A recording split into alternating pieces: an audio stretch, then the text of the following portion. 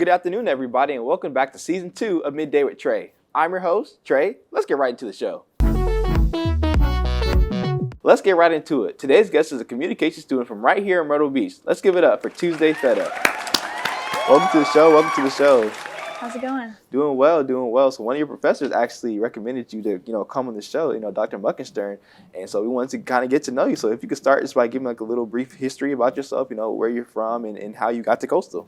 Yeah, so I was born in Atlanta, Georgia, and when I was about 10, we moved to Myrtle Beach, and I went to high school here and everything, and after high school, I went to tech, actually, and I went for criminal justice, and then after I got my associates in criminal justice, I transferred to tech and majoring in communications, minoring in criminal justice, and I'm about to graduate, so... All right, and do you have any plans for afterward? Like, what kind of dreams or aspirations do you have, with the comm and criminal justice minor? Maybe like what field or anything? I'd like to work around law enforcement somehow, not be a cop, please, but I would love to maybe work as a public information officer or with them somehow. Yeah. Something like that. Yeah, and you mentioned off camera that you had like a cool job with the Surfside department now. Like, can you kind of just talk about that for a second? Yeah, so I have been, for about almost 2 years, I've been scanning all their paper documents to get into the database so everyone can access them really easy. So that's almost done, hopefully by the summer when I want to get a full-time job. That'll be over. So yeah, what have been your favorite part of your communication major so far at Coastal? I would say my favorite would be my concentration in PR. I have found that really fascinating. Just that everything that we look at basically in the news or in any kind of media is PR. Yeah. And it's really changed the way I look at things. Okay. And I enjoy that. Have you had any like meaningful connection with any of your professors that you think you'll take with you after you graduate? Well, definitely Dr. Muck, we've talked about. She's helped me a lot in this past semester. Yeah. And she's super nice and super cool, so. Right, yeah. Like I was telling you off camera when I was a student here, she had not graduated from her doctorate program yet, but it's cool that now she's, a full-blown doctor. Yeah. So that is very cool. So are you in Toastmasters? So we'll get into like the meat of the story real quick. Yeah. So are you in Toastmasters here at Coastal? I am not. Okay. So how did you get involved with this Toastmasters in the prison? Actually, so Dr. Muck is my advisor too. Right. And when we had my advising meeting, I was like, I have no idea what to do for my thesis. Right. I have these really cool interests in criminal justice and communications, but I don't know what to do about that. And she was like, well, my Toastmasters club has a prison club, so you should probably think about that, or you could think about that. And whenever I started my capstone class, I asked her for more information because I thought that I could definitely use that, and it just kind of all worked out. Nice. And so can you just explain what you went to the prison and did? Yeah, so Dr. Muck told me about this event that the volunteers were having, and I contacted the lead volunteer, Miss Jody Randisi, and I said, can I come and see what's going on? And she said, yeah, of course.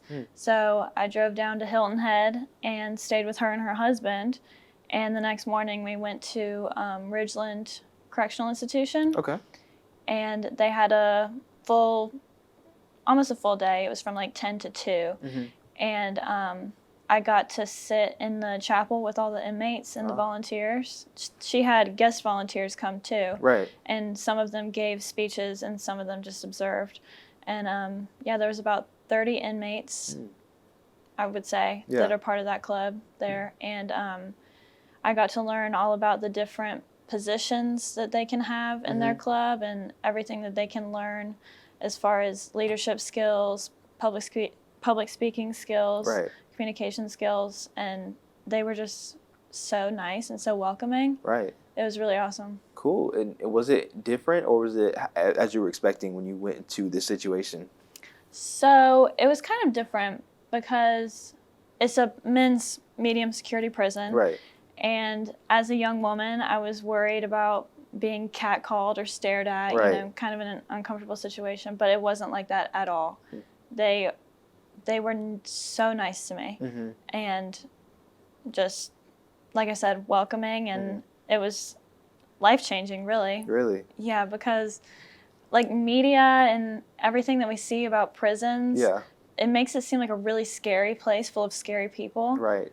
But I didn't feel that way at all. Like, we didn't even have a guard in the chapel with us. Yeah. I was just hanging out with them, and they hanging out with me, I guess. Yeah, So it was fine. That's interesting to say that, you know, coming from your criminal justice background, that, you know, it was, you know, so different than what you thought it was, because I guess the media plays a huge role in what we think and what we perceive of any situation, but especially like incarcerated people. So that's interesting. Did you hear any stories from the inmates that may have touched you in a like a deeper way?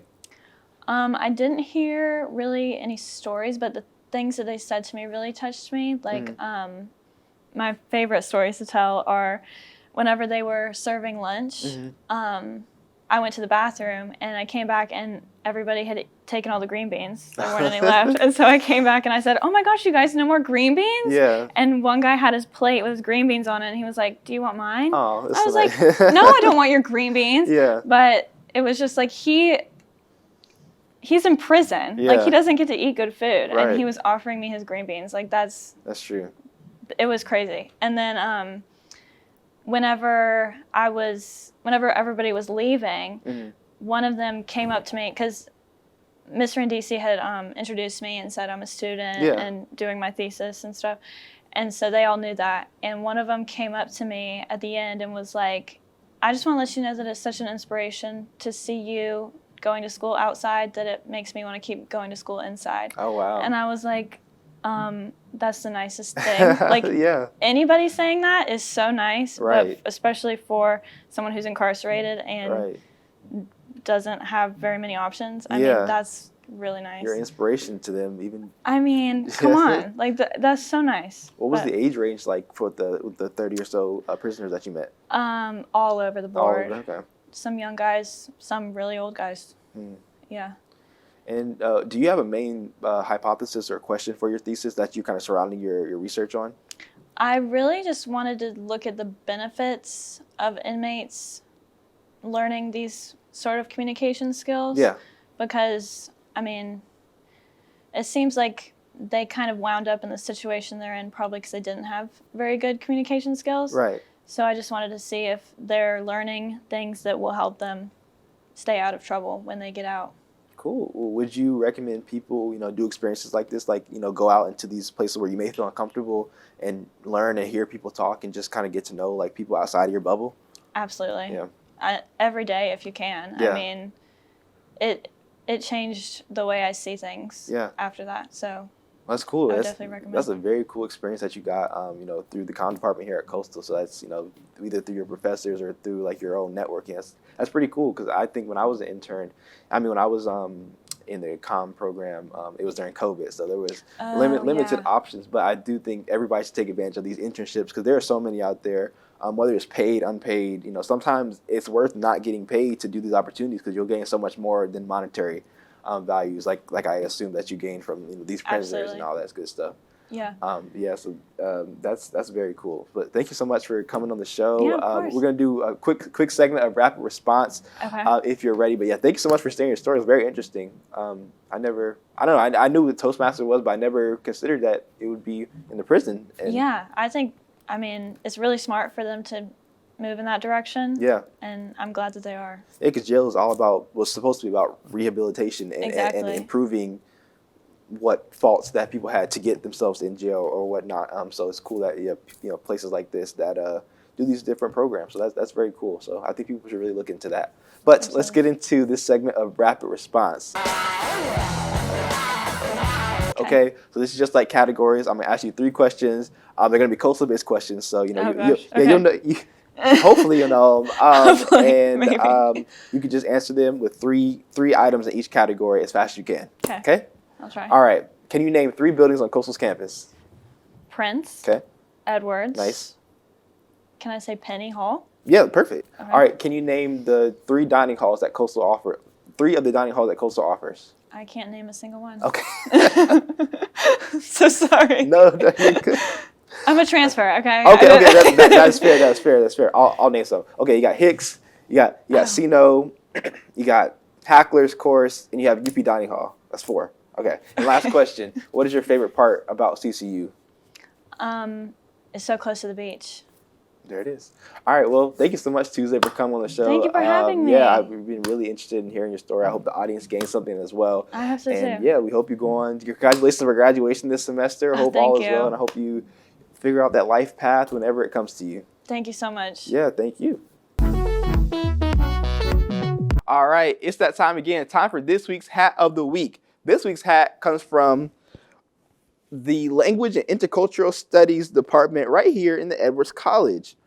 And this hat, and I had to get my sticky note out. This hat is called a tapela. I hope I'm pronouncing that right. I'm sorry.